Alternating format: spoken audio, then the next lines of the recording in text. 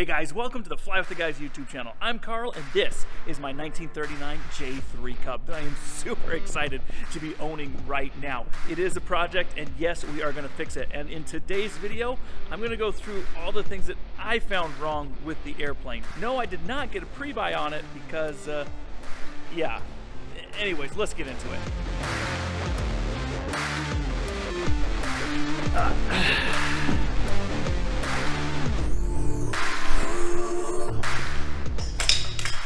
All right, so we're going to tell this story really quick here. This airplane sustained a hard landing, and you can see some of the damage right down over here, and this is probably where it all started. During the hard landing, it looks like this main probably touched down first, and again, I'm assuming everything here. I don't have any details, which caused a lot of stress here, so it broke, severed. And all of this got taken out. Here, that all is right here. We're missing that pipe up over there. I think I have it in some rummage over there. You can see this end here, completely mangled. This guy's all bent, and this mounting piece is completely gone. Not a good situation. And along with that, we have this mounting surface here. This is usually where the wing struts would come in and mount right here. This guy is supposed to be mounted down under here, but the little dog ear that it mounts to is missing. Again, this is supposed to be right there. So, not very good, but the story from this actually gets worse. With all of this stuff gone, it actually wasn't hitting the ground. This was a non-prop strike. So up here, didn't get low enough to the ground to cause any problems. But at the same time, I was reading some of the NTSB reports to this airplane, and it did have a landing where there was some engine problems, and I'm wondering if that whole event was related, and that's actually why it didn't have a prop strike. Maybe the nose did get lower, I don't know. But down under here, oh, sorry. After everything had happened, they removed all the landing gear. They just removed it all and they set it on the ground. Now, the way that the cowling was and everything that happened, the exhaust pipes actually went underneath the aircraft right down here. And so by setting it on the ground, you can see there's some damage here. All of this got pushed in, a little bit of bending down here along the main part of the firewall. So there's going to have to be some repairs there. So far on our list of things that I need to fix. I need to fix this, I need to replace this, I need to replace that, and I need to replace the gear fitting that is just right over there. I'm also going to be checking underneath here to make sure there wasn't any other bent parts. So part of that recovery was also taking off the wings. And when they took off the wings, I mean, I don't understand half the things, but instead of actually trying to do things, they just start cutting. So they cut that off, remove the wings. And we'll come over here to this side, and it's a similar story. They just removed this guy here, just cut it. But as far as the damage from the landing, I think that's about it. I'll show you guys this, this fitting right here. This one is probably fine, but I don't entirely like it, so I am going to replace this fitting as well. The front fittings look perfectly fine, so we're going to leave those. As far as the interior goes, there is not any damage that I can tell that's going on in here. These seat belts are, I don't know when they were put in, but they're very, very, very stiff. So not keeping the seat belts, so we'll be putting something else in. The only other weird thing that I can think of right now is this guy right here. I don't know much about this, but it looks like it was altered at some point for some reason, maybe a handhold to be able to help pull these together when you close them. But I feel like it was poorly done, so I'm gonna have to, there's a crack inside of the weld right there. I'm either gonna have to replace this or repair it myself. Not really a big deal. So that's all the major portions of damage that happened to the front part of the airplane. Back here on the back, there's absolutely no damage that was done to the airplane. Everything looks perfectly fine.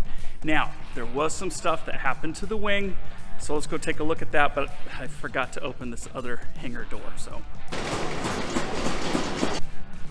Yeah, so this is a mess of parts. Anyways, the wings. So this is the right wing. Left wing is down underneath. Oh, I may not be able to get to it. Let's try. Right down here, you can see that there is a tear inside of the fabric. I wish I could get a better shot of that, but I just can't right now. And that's about, you know, it's a small tear, about the size of a dollar bill. So that's easily patchable, but we're gonna have to definitely double inspect the wings, make sure that there's nothing going on inside of the wings. The struts and everything are right over here. All of these guys look to be in perfect shape, nothing wrong with them. Again, we're gonna inspect especially the ends of them and make sure that the welds all look good, that nothing is bent and that everything is straight. So I don't have any word on these guys just yet. My mechanic and I still have to go through that.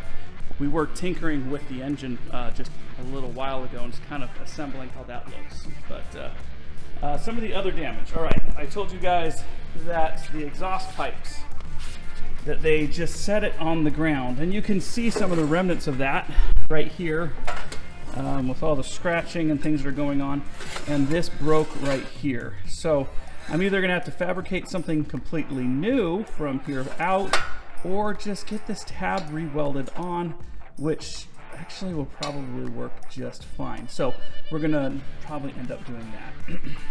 Side of the wings over here, you can see where they just cut this guy, just cut that guy. No big deal, we'll just get that fixed. Outside of that, the wings look great, just dusty right now and have some stuff on them. The propeller, non-prop strike, right? Everything looks good. Now to the engine. Like I said, we were tinkering with it, seeing how it was put together, but we were able to turn the engine and getting compression out of all cylinders. So why this may have had an engine problem inside of flight, we're wondering if it had to do with fuel starvation or something like that, or maybe a bad magnetos. We're gonna have to dig into that. But some more damage, some more carnage to say. Oh. So this is what's left of my bottom cowling. This is where the air intake was, right here. The exhaust pipes ran underneath it and out, and when they set it down, everything got completely crushed. So yeah, this is not pretty, but thankfully easily repairable. Repair is not the right word. Replaceable. We can rebuild this. This is not hard. This is some sheet metal and some rivets and some bending. All things that we can source locally and make on our own. So we're gonna do that. Some more bits and pieces in here. Oh, here's part of that middle section, the struts and stuff. Just kind of pieces all over. We have all of the baffling. It's called baffling. We have all of the baffling and everything here still intact. We're going to go through it, make sure it works, repair the parts that need to be repaired or replaced. Again, baffling is not hard to work with or fix. All right, one bit that I did forget to mention that got damaged is this is the air intake and also where the carburetor heat comes from. You can see that it is mangled. I am gonna probably have to replace this. I don't know if it can be repaired. I'm gonna talk to a metal shop here locally that does nothing but repair boxes like this and see if this can be hammered out in some way. But yeah, that's definitely gonna need some help. So as far as I know, I think that's everything that's wrong with the airplane right now. Now that doesn't mean that there's not gonna be other odds and ends or things that we're going to find. The wheels here, the tires, I'm not planning on keeping these tires. I don't want this to be a bush plane, and let's be honest, this is a clipped wing Cub. They removed 40 inches off of each wing from the root and made it shorter. This is not supposed to really be a bush plane. This is more set up for aerobatics. So these tires may have been part of the reason that this structure weakened over time. So yeah, don't want to keep these. They're going flat. I don't really know why. I don't know much about these tires, but I've got new tires on the way, which will actually make working on the airplane engine easier because it's going to lower it several inches, which will be nice. So yeah, I'm going to go with that's it. So that's everything that I know is wrong with this airplane.